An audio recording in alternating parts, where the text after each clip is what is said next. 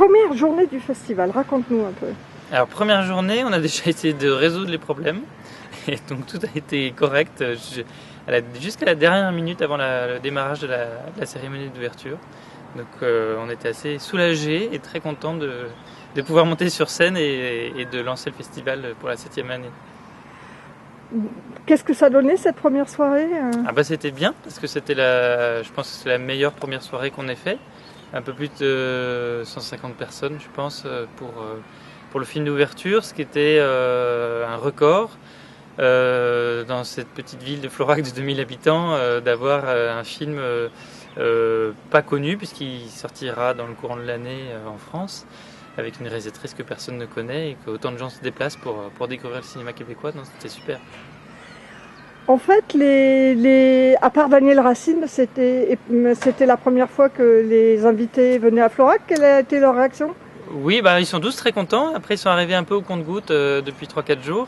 Donc certains sont bien reposés et commencent à bien apprécier la ville, le contact et tout ça.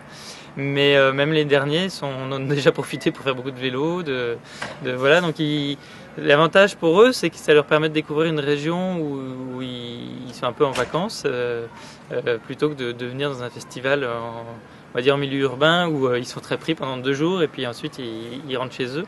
Donc là, c'est une petite semaine de vacances et non, ils sont tous très contents de découvrir Florac et même la région parce qu'ils se baladent un peu en voiture tout autour. Donc aujourd'hui, le programme?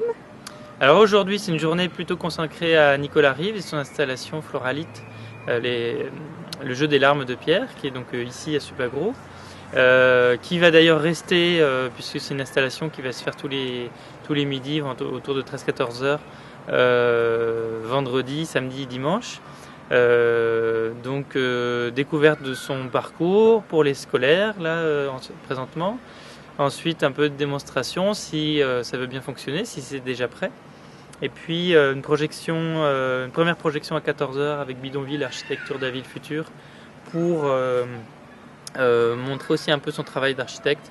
Alors c'est pas lui qui a fait le film, il a coécrit, mais on va enchaîner ça avec une table ronde sur l'autoconstruction notamment pour faire le lien avec le territoire. Et puis après on enchaîne avec d'autres projections à la Jeunette Verte, le Météore 2 et François Delisle qui sera présent pour présenter son film, le Profil Amina avec de Sophie Deras qui sera présente aussi, et ce soir Insoumis de Mathieu Denis qui sera présent également. Donc là une belle